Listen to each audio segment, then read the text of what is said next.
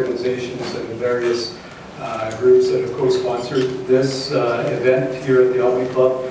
First I'm going to introduce the Canada-Ukraine Chamber of Commerce President, Senator Malige, and I'd like to have him make a few words of introduction, and then we'll proceed with the other groups and our keynote speaker. Thank you.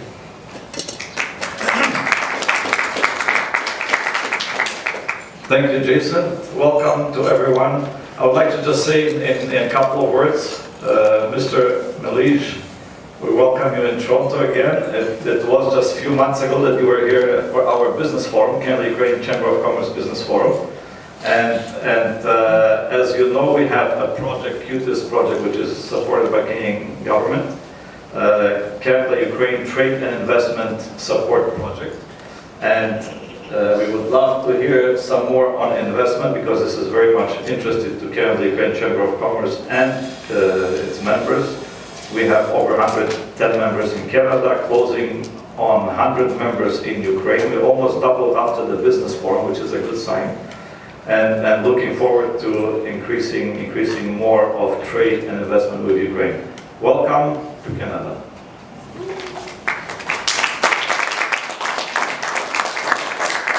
Next, I'd like to introduce the Consul General of Ukraine in Toronto, Anthony Zolonsky.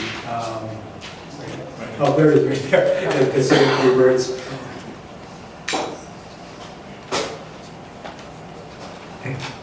Thank you for inviting me. Mr. Malige, you are welcome, of course, here. But more welcome you are in Ukraine. The EBRD has a special history in Ukraine. Well, as it was mentioned today, the EBRD was born the same year the independent Ukraine was born. So the relations were not always simple, but during the recent years, the EBRD authority and influence in Ukraine only grows. It depends mostly on Ukraine whether we can afford, absorb, and invest all this money EBRD has. And it depends on us and on our, Ukrainian ability to do that. We have also interesting experience with the EBRD. Ukraine's representative in the EBRD, Artem Shavalov, became a deputy minister of economy, of finance, in Ukraine. And he made a wonderful job during his short stay, 1 year and a half. And this is another channel and another possibility for Ukrainians to reform their own country through EBRD and back. So we are thankful that you are here, and of course we expect much of ourselves with your assistance. Thank you.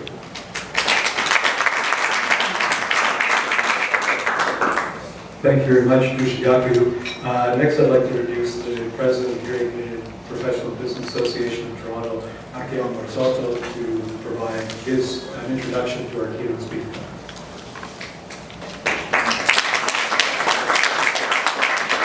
Thank you, Alex. Francis Malige is the Managing Director for Eastern Europe and the Caucasus for the European Bank for Reconstruction and Development. He's responsible for the bank's operations in Belarus, Moldova, Armenia, Azerbaijan, Georgia, and of course Ukraine. A French national, Mr. Malige joined the EBRD in February 2010 as a director for the financial institutions team. Over the past 4 years, he has successfully developed the bank's financial institutions business in the Western Balkans, Eastern Europe, Turkey, and most recently in Southern and Eastern Mediterranean.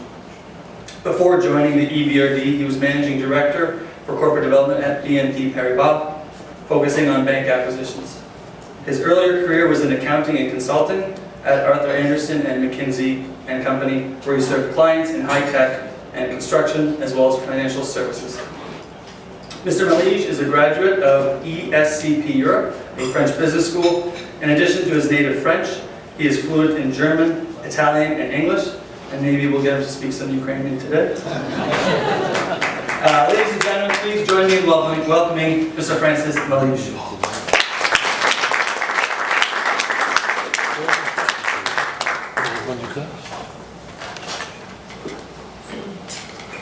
to put the delicious Ontario wine to the side because I don't want to waste any of it. I do intend to drink more of it when we're done.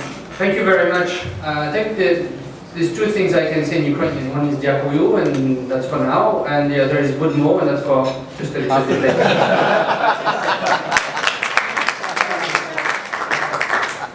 But it's a pleasure to be here with this group. I was impressed with the energy and the enthusiasm that came through at the forum a few months ago. And I must say, having been at the one that was held in the Netherlands and in Germany and in the US, you could feel the difference. You could feel that it's like in football or in soccer, whatever you call it, when you play at home or when you play at home. Right? And here you very much get the feeling that you play at home. Now, we have not seen a doubling of the investments in Ukraine following the forum. So, I hope that's the first step. Double the members of the chamber, and then you get double the investments. But I've come here because I'd like to encourage you to consider Ukraine as an investment destination, and I'd like you to consider EBRD as an investment partner. I know in many of your companies, some of you run your own companies, and so it's easier to make decisions. Some others have shareholders, and some others have bosses. And certainly in many parts of the world, trying to convince the board of management that investing in Ukraine is a great idea is probably that you're seeking an early retirement package or something. Because it's not a very popular destination these days. But I think the country's actually made tremendous progress in the past 2 years. And I'm not going to say that it's easy to do business in Ukraine right now, but it's certainly easier than it used to be. And with your help, it will continue to be easier. Now, I have a presentation that's more about how the EBRD works, because I have experience of talking to people on this side of the pond, and I realized that people in Kiev know a little bit better what we do. So I'm going to spend a few minutes explaining how we came about and what it is we do, and then speak a little bit about our business in Ukraine. So let's move on to the next one. That's, as you can see from the flags, actually, our shareholders are countries, right? So that's why we have the flags in the first slide. And the next one tells you where these countries are from. Canada is a founding member of the EBRD. The largest shareholder is the United States of America with a 10% stake. And then you've got a number of countries, including Japan, UK, Germany, Italy, and France that have a close to 9% stake. So the G7 countries, including Canada, own the majority of the bank. And in total, we have said 65 countries as shareholders. The latest to join the ranks has been China this year. And another 2 shareholders, which are institutions, the European Commission and the European Investment Bank.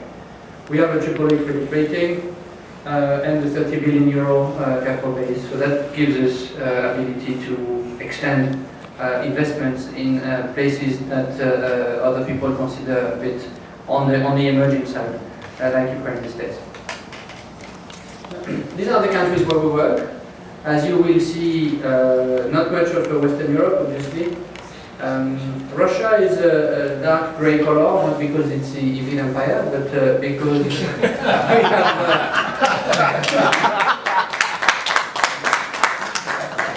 because we've actually not lent or invested in Russia since July of 2014. And that is a decision that some of our shareholders have made as part of the sanctions.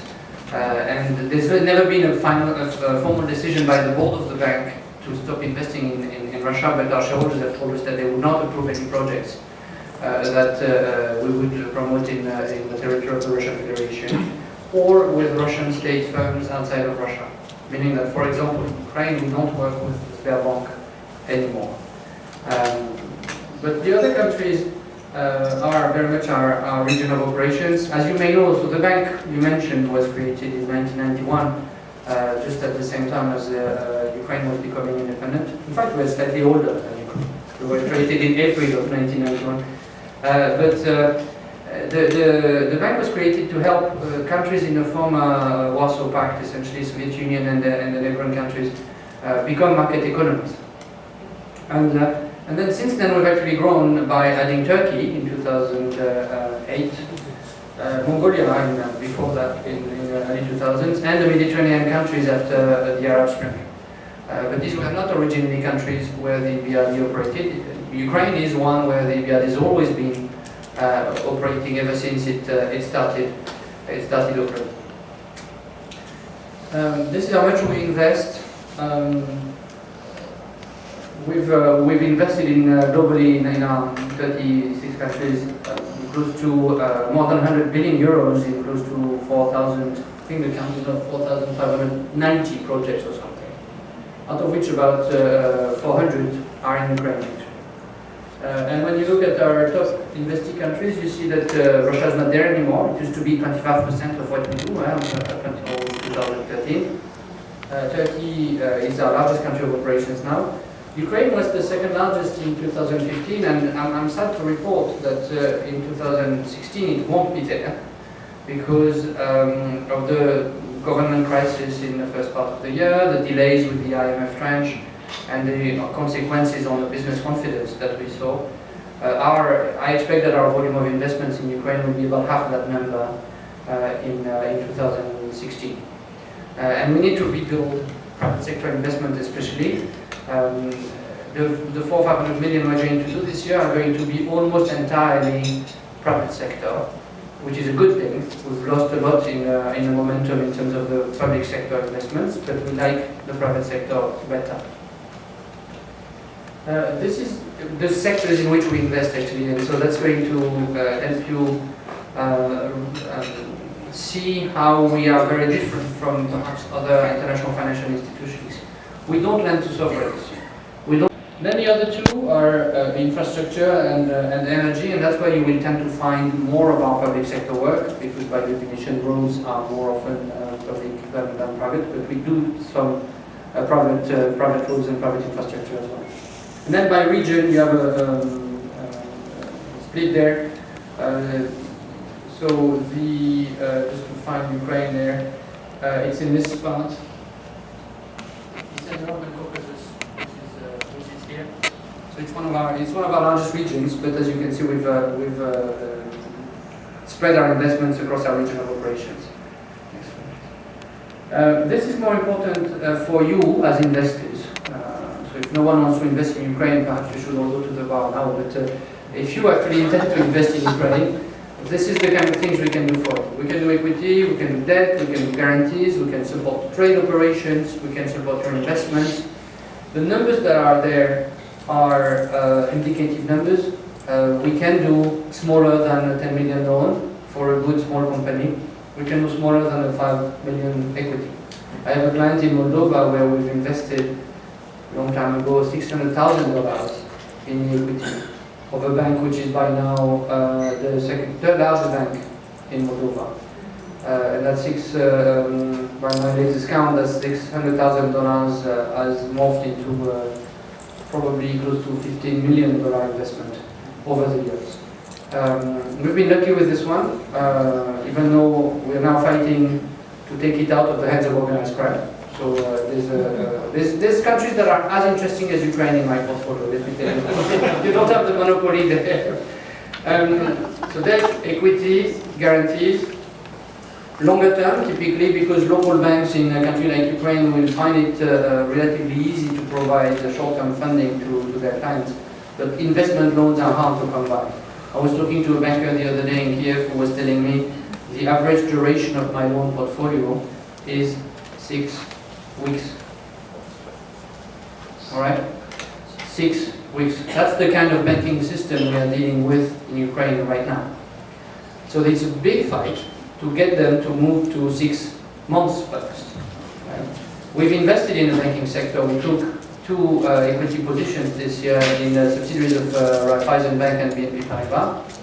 It's unfortunate that there's very few Ukrainian banks, locally owned Ukrainian banks we can work with, because most of the shareholders are actually not compliant with our integrity rules.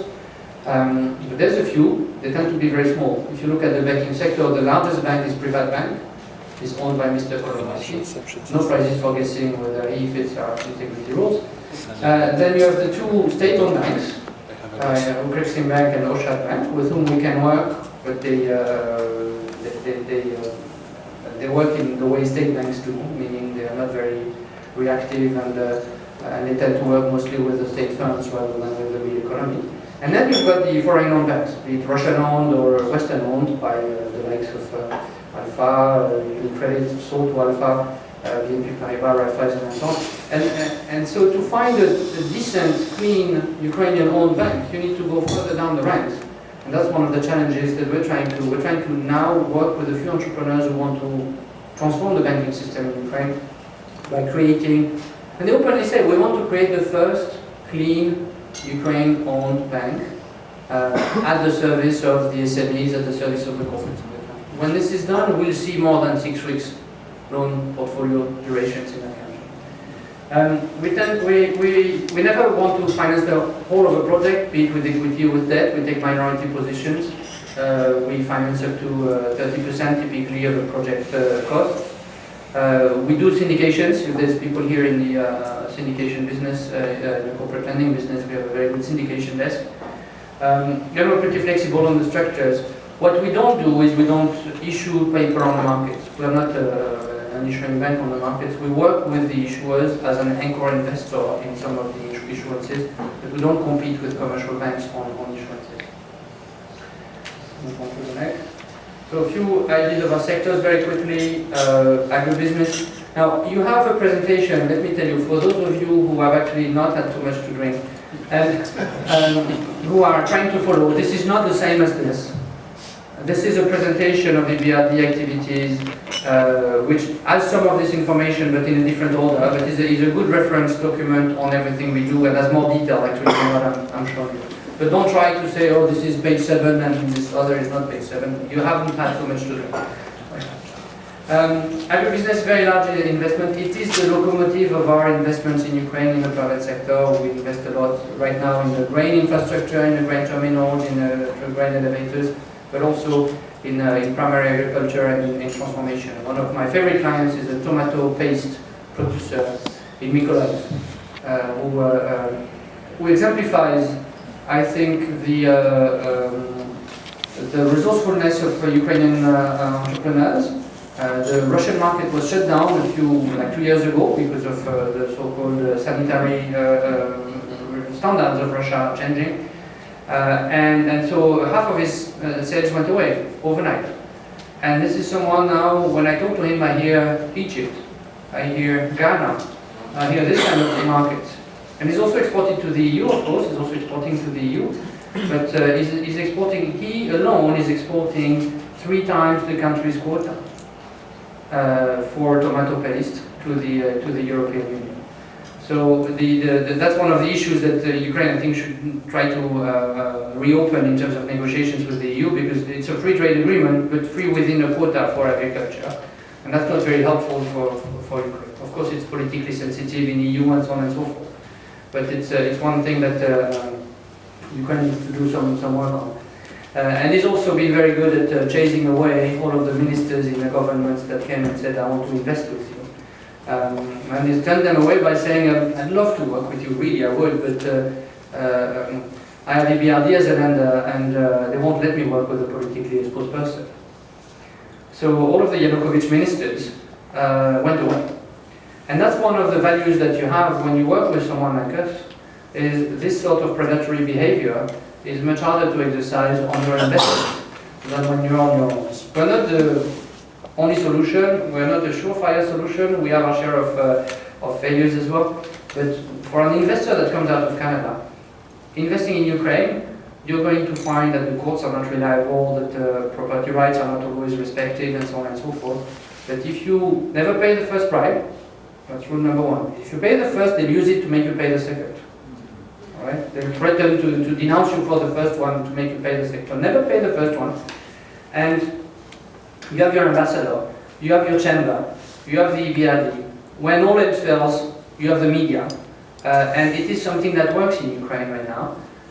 people that speak up against corruption make corruption go away. That's one of the major changes we have seen in the past few years, is that it actually matters what you say, and the image that the government has does matter.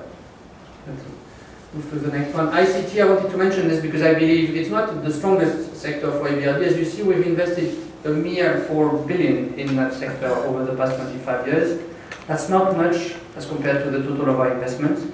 But I wanted to mention it here because I believe this is an area where Ukraine has a lot of potential, and where Canada has a lot to gain by working with Ukraine. Salaries are very good for Ukraine. A computer programmer with 5 years of experience will cost you $3,000 there. So it's about 10 times the minimum salary. But it's also perhaps a quarter or a tenth of what you have to pay them if they are in the Silicon Valley. They are good people. You have a lot of graduates in those fields.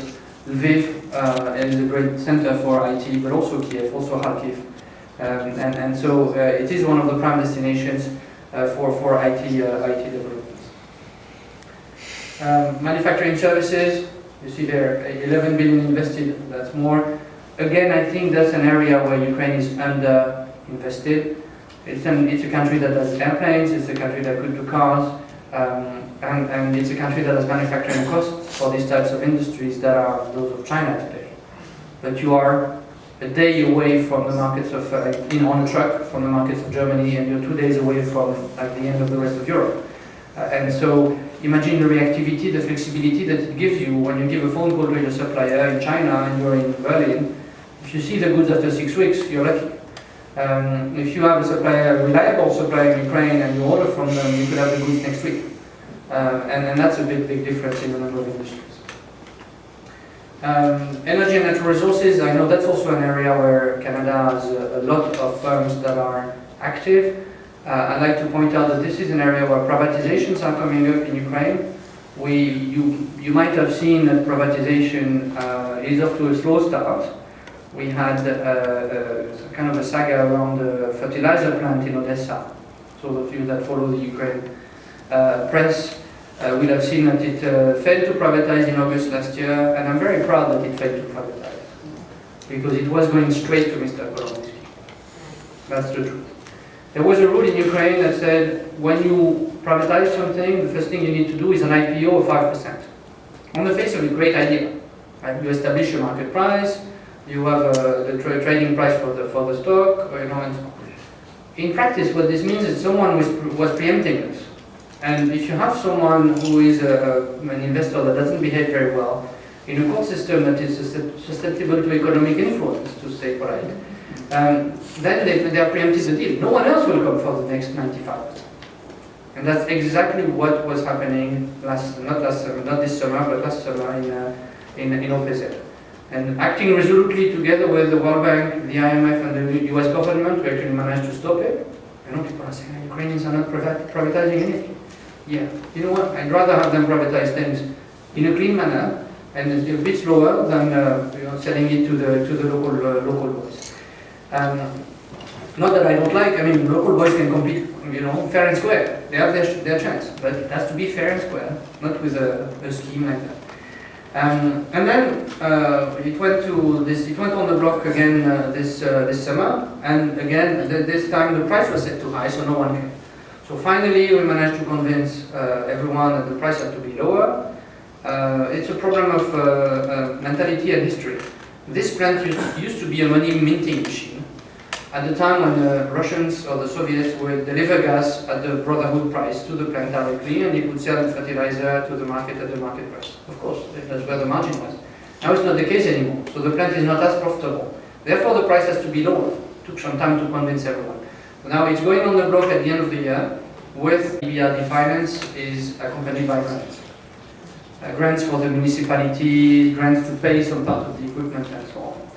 And one thing I'd like to engage all of you, I'm not here to get a check today, but is to think around how we could work together with the Ukrainian community diaspora around if someone wants to give back to the country, but is a bit afraid that they won't have control of the money, they are afraid that part of it will be stolen, they don't know exactly how to do this, they don't have the time to manage it from here, and or the amount of money that would warrant having a full-time person in Ukraine managing it. We could actually show you some projects, like the district heating, like changing, making a hospital compliant with newer standards, like street lighting and so on and so forth. Give the donor community visibility and multiply the amount that you would give by 3 or 5 with our own money as a loan to these municipalities, and therefore achieve more projects in the country. So that's an idea that I'd like to push. We have never done it before, but I think if there's one area and one country where I'd like to try it, it's probably here and with this community. In Ukraine, just quickly a few numbers. We have, as I said, close to 400 projects, 12 billion, close to 12 billion euro invested. I'm very actually grateful that all of you came. I know the invitation said 12 million euros. And I was like, why are they going to come for 12 million euros? So, in fact, it's 12 billion, so just to set things straight. It's close to, because it's 11.8 as we speak, but I do hope that by the end of the year it will be 12.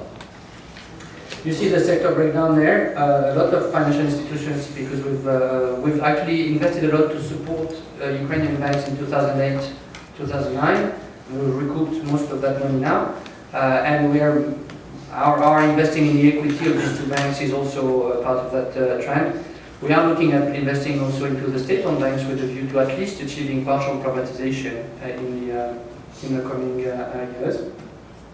Public sector is a bit larger than in the rest of EBRD. EBRD in general is about 20% public sector, in Ukraine is more like 30%, and that reflects the fact that there's a massive need to modernize the infrastructure.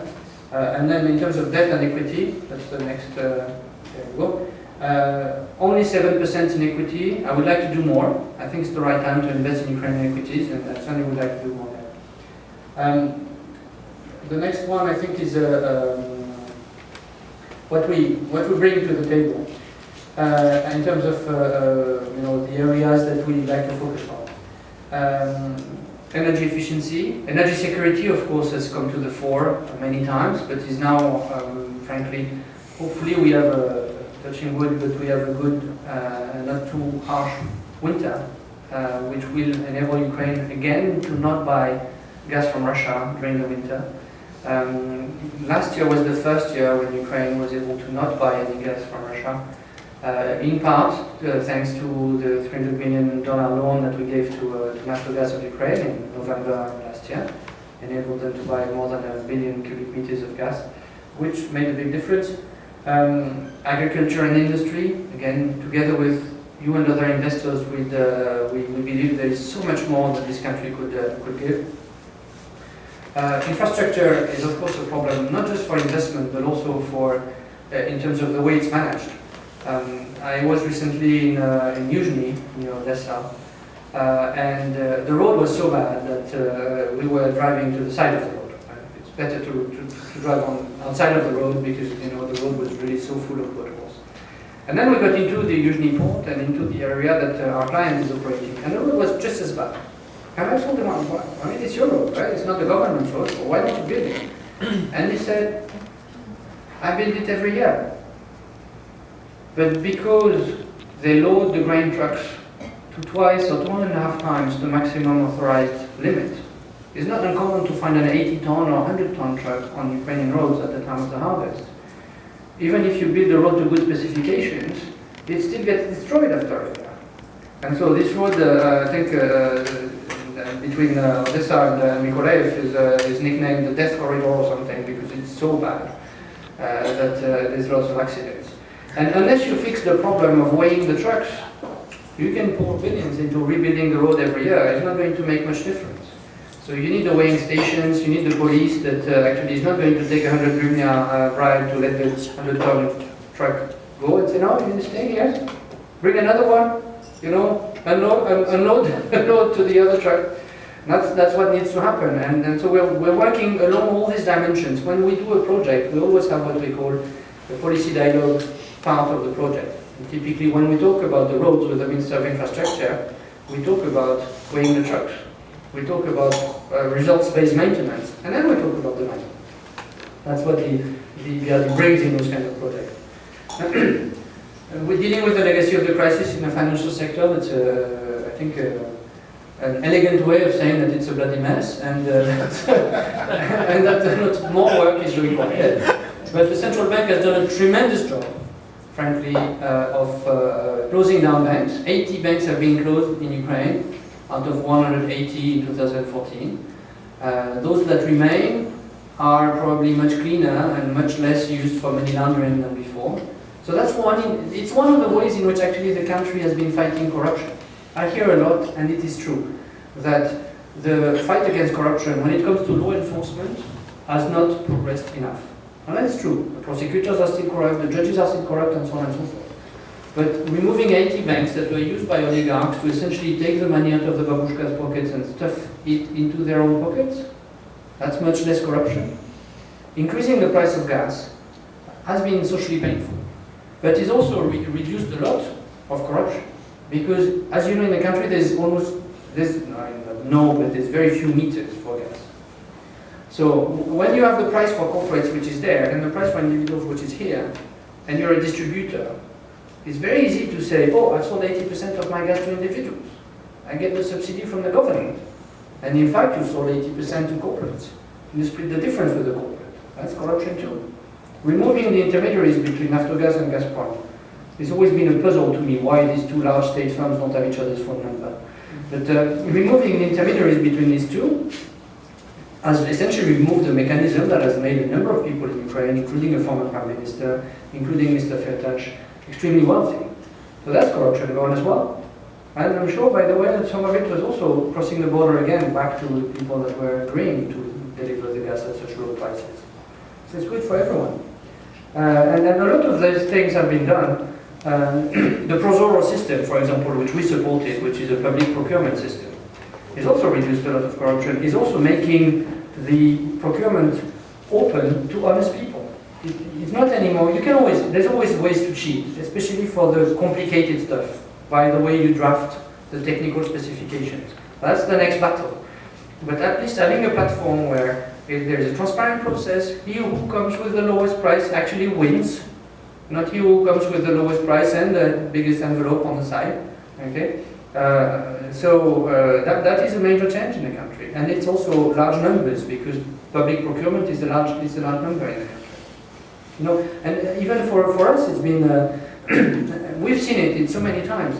I have one project in mind, a transmission line for electricity, which we had approved, discussed with the client, everything, approved at the board of the bank for $200 million.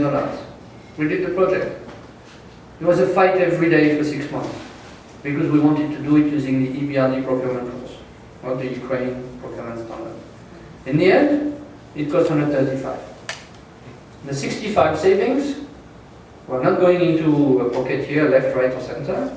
Well, we used it to do more transmission line. Instead of a number of kilometers, we did half as much again. So we reinvested the money. But that's a problem that we've seen so many times. And then finally, local capital markets. If there's anyone here that's interested in investing in a bond denominated in Ukrainian hryvnia, I've got good news for you. After years of trying, the EBRD this year will be in a position, market conditions permitting, to issue a bond in local currency in Ukraine. It was one of the few countries in which we couldn't do it due to the regulations. We do it in Armenia, we do it in Georgia, we do it in many countries. But and in some other countries, we were actually able to offer local currency on a synthetic basis, but not in Ukraine. This year, we will do our first issuance in local currency. We'll start small, we'll start short, because that's what we always do, and that's the way you build the market.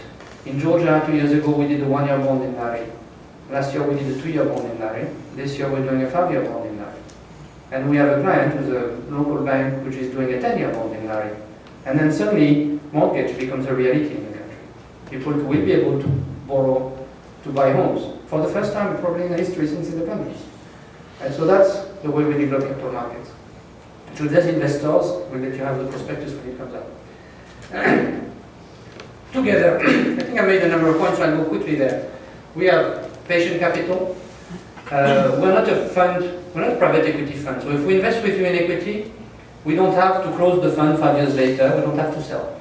We would like to, we invest with a time horizon, but if for some reason the project requires that we extend it, it's actually possible to do it, because we invest out of our own balance sheet. We give the project visibility, and it's actually much easier to gather third-party financing once you work with us. We have a wealth of sector expertise, a wealth of simply people. We have 80 people in Ukraine, in our office there. We reduce, when I say we reduce the project implementation risk, again that's because regulatory difficulties, corruption, and the relationships with the authorities, which are still important in many projects in Ukraine, are going to be so much easier if you work with us, simply because they won't dare do the things that they normally do. Because, I don't want to paint Ukraine as a country of crooks, that's not true. There's a lot of people that know that. But there's a lot of people that are strategically placed, that have built their network over time, that are very close to the powers, and that are trying to control entire sectors of the economy. And that's particularly true in energy, it's particularly true in transportation, in a number of sectors. And control of monopolies is inexistent in Ukraine, non-existent. So the work that the United States did over the turn of the 19th century to remove the influence of the robber barons needs to be done in Ukraine. That's the number one task, I think, going forward. When I look at what we need to do going forward, I would say land reform needs to make progress. The people that are in this room and love the country, despite everything, but in a much broader audience. That's how you bring back foreign direct investment in the country. If you bring back foreign direct investment in the country, you build growth that the country needs today to recover. It's lost half of its GDP over the past 2 years in USD terms. To recover, it needs 5, 6, 7% growth per year, not the kind of 1-2% French-style growth that we see these days. Right? And that the only thing that will make the country move from 2 to 6 is investment, and a lot of it has to come from abroad. And if you have that, if you have the growth, then the reforms stand a chance. If not, the populists will be back. The moment the country gains access to financial markets again, all of these reforms will be moved back, and we'll go back to square one. And we'll see someone else from the EBRD in 10 years' time after another revolution, perhaps, talk to you about Ukraine again. But that's not what we want. And so that's why I insist so much on privatizations and that they should be done well, because to me it determines a lot of things. And so finally, I've talked about complicated circumstances. The last 2 words I'd just like to say a word about is the business ombudsman. That's an institution that was created after the revolution. We actually signed an agreement with the authorities in May of 2014 with Prime Minister Yatsenyuk, and it started operating in May of 2015. So I let you judge how much faster it was and all of the other corruption-fighting institutions that the country has set up after the Maidan. And it's an independent institution. We finance it thanks to donor funding. The governance is a third for the government of Ukraine, a third for IFIs, EBRD and OECD, and a third for the local business associations. The only decision that requires consensus is the designation of the ombudsman. We were fortunate enough to hire a former commissioner from the EU Commission, from the outgoing Barroso Commission, who was a Lithuanian. He's a Lithuanian. He was in charge of the anti-money laundering and fighting tax evasion. So he knows the Soviet system, he knows tax evasion, he knows corruption. Perfect guy for the job. All of the other decisions are made by majority. Meaning if the government disagrees that the ombudsman speaks up against certain corruption schemes, but the IFIs and the business associations agree, he does. Too bad for the government. So it's independent, and for now, up until now, it's actually received more than 1,000 complaints from Ukrainian businesses who are talking about corruption in the tax system, in the customs, in the permissions, licenses that they need to get everywhere. And some of them are outside of his scope, but he's already been able to resolve hundreds of these complaints and return more than 3.5 billion hryvnia to Ukrainian businesses, mostly in VAT overdues that were not being paid, or that intermediaries, again, famous intermediaries, were offering to facilitate in exchange for a 35% fee. Put as many quotation marks as you want around this. And so that's money that's coming back to businesses. More importantly, it's actually people that understand that they cannot do it anymore. Because if they do it again, the clients will go again to the ombudsman. And that will backfire on them. So that's a very encouraging sign that things are better in Ukraine. They remain difficult again, as I said, they will be for some time. But the opportunity is also there if you ever want to set up a business and export into the European Union. Outside of the agri-sector, there's no fees, there's no duties anymore. So it's free to export to the European Union. Logistics is improving, and again, by investing together, we can make it much safer. I think we're done with well, there's a few examples of projects we've done, so you have them in your booklet, I think. ArcelorMittal, we helped modernize the famous Scribble Rock steel mills, 200 millions way back when, 2006. We're talking about an even larger project right now, don't quote me on this, but for environmental improvements for the same plant. John Deere was an interesting project where we actually helped a local bank help local farmers finance buy themselves some pretty tractors. From John Deere. So there was a risk-sharing agreement between EBRD, John Deere, and the bank on the back of a security token on the equipment. Because it's good, not just pretty. It actually has good resale value, so you can use it as collateral. And then grain trade finance that we signed 3 years ago now, with Blue Dreyfus communities. Not just for Ukraine, also for Russia and Kazakhstan at the time. And we're investing in Ukraine with Cargill right now in a grain terminal in the Yuzhny port. This is Lviv real estate. I know that there's a big real estate community in this country as well. We've invested in a mall, which would be the first modern format in the city of Lviv. That's why we were interested in this project. Signed in 2012 and is disbursing right now.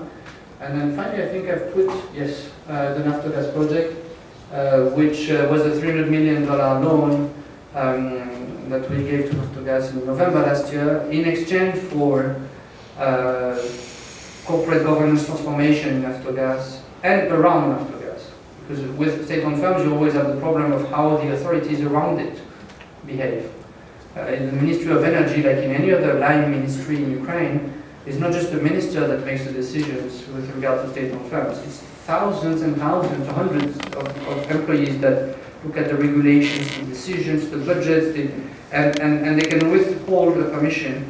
They can influence the way decisions are made. So corporate governance is just nowhere. If you have a board of directors, there's no, the company is actually not in a box under the proper governance. It's not insulated from outside influence as it should be. And so one of the key things we did with Naftogaz is we moved it. We asked the government to move it from the Ministry of Energy to the Ministry of Economy. And then that's what gave rise to, unfortunately, the crisis in January. Because the control had gone away from the Ministry of Energy, someone invented a new deputy minister for the Minister of Economy. And that new deputy minister told him, "Hi, I'm your new deputy." And he said, "I need a new deputy, right? You can ask Everest, that's all. I'm not betraying secrets, it's all been public." And it turned out that he was sent by upstairs to be the deputy in charge of Naftogaz. To which Everest, to his credit, said no. That led to his resignation. So this project, if you would, created this political instability. But on the other hand, and it also created the small crisis we had in the past few weeks. I'm sure you've read in the press that we had a little bit of a crisis around Naftogaz again. But in the past, these things would have stayed under the carpet. All of this would have happened without anybody noticing. Because it had changed, and because we had a courageous economy minister, he didn't go unnoticed the next time. And as a result, the deputy didn't take his job. Naftogaz now, actually following the recent crisis, is moving again from Ministry of Economy directly under the Cabinet of Ministers. That's even better. That's what we wanted in the beginning. But moving control from Poroshenko to Yatsenyuk had been a bit of a problem back then, as you might understand. And so now it's going under the Cabinet of Ministers, which is even better because all the decisions now related to Naftogaz at the ministers' level will be taken under the gaze of the cameras. Cabinet meetings are filmed. Cabinet meetings are public. So people will see. And it's really important because, you know, one last thought here. As the IMF program continues to disburse, and as the country starts having access to financial markets again, the influence of IFIs to discuss with the government will be reduced. It will not be zero, but it will be reduced. And what I really hope is that people like you and people like you in Ukraine, civil society, press, the business community, will take over that role and will keep holding the government to account for seeing the delivery of the reforms. And so that as we can do maybe a bit less in the future, together with the business community and with the civil society in Ukraine, we can keep pushing and we can keep getting results. That's the kind of the key message I wanted to share with you today. Of course, if I haven't bored you to death, I'm happy to take any questions. Thank you.